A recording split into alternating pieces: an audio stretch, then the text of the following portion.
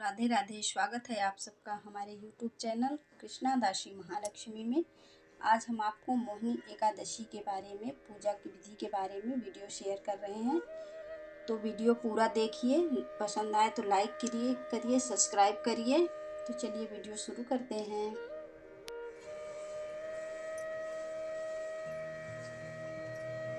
आज के वीडियो में मैं आप सबको मोहिनी एकादशी के बारे में वीडियो शेयर करने वाली हूँ। तो चलिए दोस्तों, सबसे पहले हम एक रंगोली सी बना लेते हैं, जिसको चौक भी कहते हैं। तो पहले हम चौक बना लेंगे। अगर आपको रंगोली बनानी नहीं आती तो थोड़ा सा अक्षत और रोली वहाँ डाल दें। उसके बाद फिर उस पर चौकी या पाटा लगा के पीला कपड़ा पे बिछा दें। उसके बाद हम फिर फूलों का आसन देकर भगवान विष्णु जी की फोटो या मूर्ति स्थापित करें।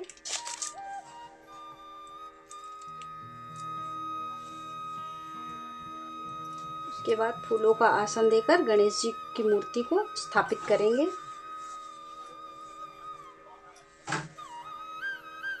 ये हमारे गणेश जी विराजमान हो गए हैं।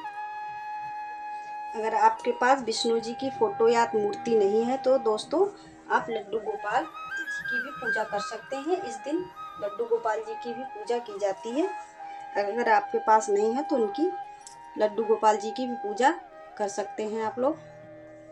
तो भक्तों, मेरे पास दोनों ही हैं, फोटो भी है और ठाकुर जी की भी है। तो इसलिए मैं दोनों भगवान की पूजा करूंगी आज। सर्वप्रथम हम गणेश जी को जल के छींटे देंगे। उसके बाद विष्णु जी की फोटो पर, उसके बाद ठाकुर जी को, उसके बाद सबको हम पुष्प अर्पित करेंगे। तो हो सके तो एकादशी पर विष्णु जी को पीले फूल ही चढ़ाएं। अगर आपके पास न हो तो कोई सा भी फूल ले सकते हैं, और न हो तो बिना फूल के भी पूजा कर सकते हैं। थोड़े से गुलाब के फूल भी चढ़ा दें।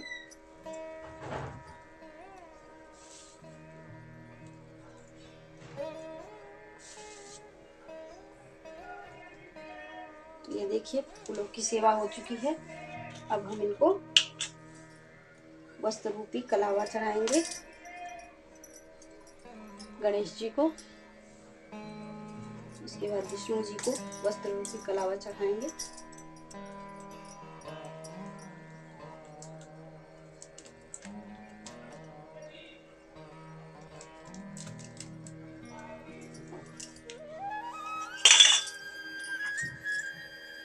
उसके बाद हम इनको रोली और चंदन का तिलक करेंगे। सर्वप्रथम गणेश जी को,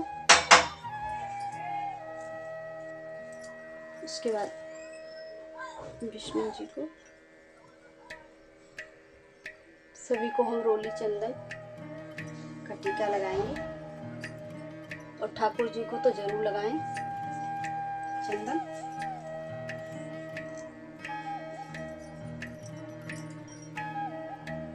और तिली का तिल जरूर चढ़ाएं एकादशी पर। गणेश जी की भी तिल चढ़ाएं।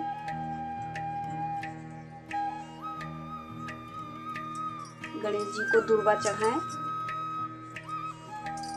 और सर्वप्रथम गणेश जी को प्रसाद चढ़ाएं, भोग लगाएं। तो गणेश जी को मैं गुड़ का भोग लगा रही हूँ।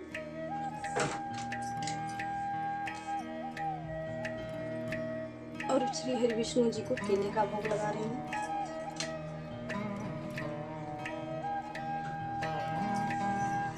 मौसम के हिसाब से जो भी फल हो, ऋतु के हिसाब से फल चढ़ाएं। तो इस समय थोड़ा गर्मी है तो मैं खरबूजे और केले का भोग लगा रही हूँ।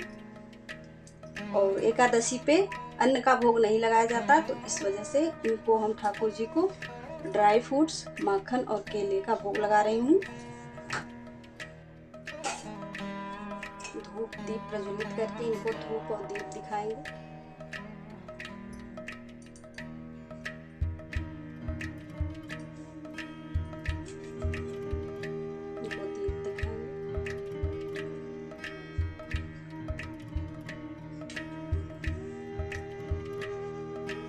उसके बाद एकादशी व्रत महत्तम की पुस्तक की पूजा करेंगे।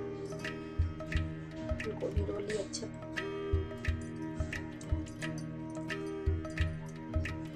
पुष्पादि चढ़ाएंगे।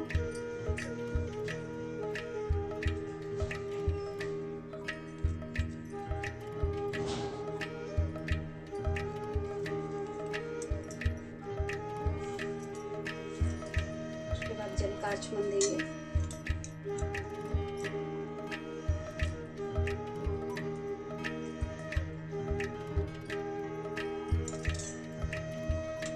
दोस्तों इस समय चंदन यात्रा शुरू हो जाती है, तो ठाकुर जी को भी कभी कभी चंदन का श्रृंगार कराना जरूरी होता है। तो आप भी कभी कभी ठाकुर जी को चंदन का श्रृंगार अवश्य कराएं। तो अब हम व्रत कथा शुरू करेंगे। तो सबसे पहले हाथों में पुष्प ले लें। खाली हाथ कभी भी कथा नहीं सुननी चाहिए।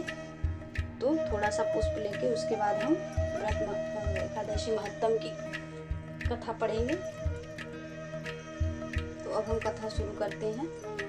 युधिष्ठिर ने पूछा, जनार्दन, वैशाख मास के शुक्ल पक्ष में किस नाम की एकादशी होती है, उसका क्या फल होता है तथा उसके लिए कौन सी विधि है? भगवान श्री कृष्ण बोले, महाराज, पूर्व काल में परम बुद्धिमान श्री रामचंद्र जी ने महर्षि वशिष्ठ से यही बात पूछी थी जिसे आज तुम मुझसे पूछ रहे हो। श्री राम ने कहा, भगवान, जो समस्त पापों का क्षय तथा सब प्रकार के दुखों का निवारण करने वाला व्रतों में उत्तम व्रत हो, उसे मैं सुनना चाहता हूँ। वशिष्ठ जी बोले, श्री राम, तुमने बहुत उत्तम बात पूछी।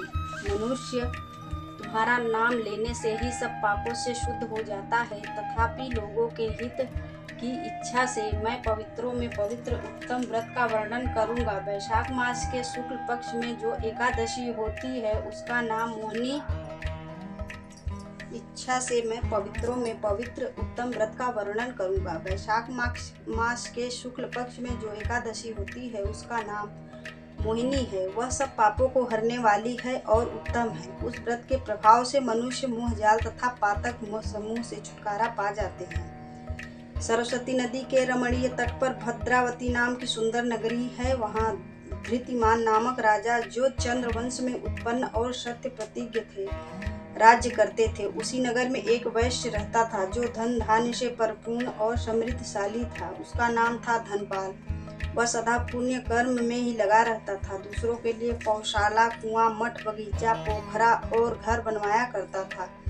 भगवान श्री विष्णु की भक्ति में उसका हार्दिक अनुराग था। वह सदा शांत रहता था। उसके 5 पुत्र थे, सुमना, धुतिमान, मेधावी, सुकृति तथा धृष्ट बुद्धि।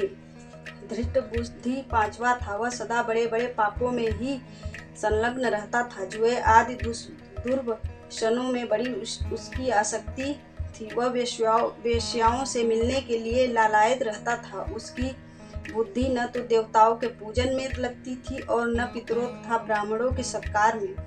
वह दुष्ट आत्मा अन्याय के मार्ग पर चलकर पिता का धन बर्बाद किया करता था। एक दिन वह वेश्या के गले में बांह डाले चौराहे पर घूमता देखा गया। तब पिता ने उसे घर से निकाल दिया तथा बंधु बांधवों ने भी उसका परित्याग कर दिया। अब वह दिन रात दुख और शोक में डूबा तथा कष्ट पर कष्ट उठाता था।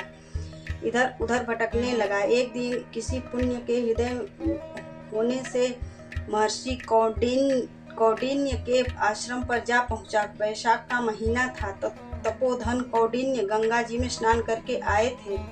धृष्ट बुद्धि शोक के भार से पीड़ित हो मुनिवर कौंडिन्य के पास गया और हाथ जोड़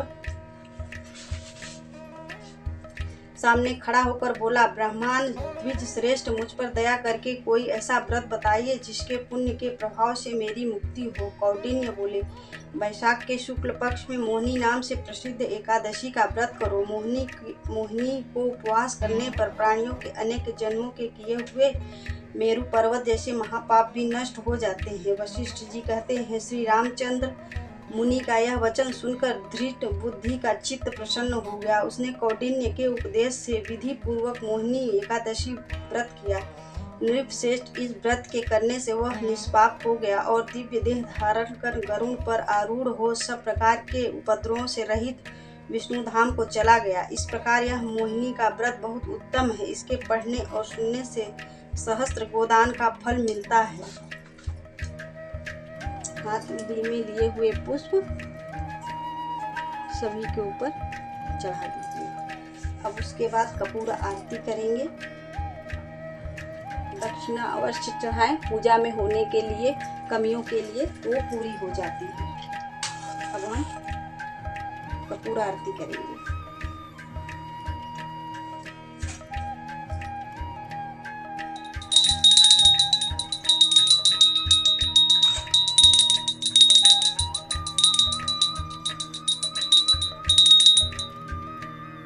उसके बाद सबकी नजर उतारेंगे।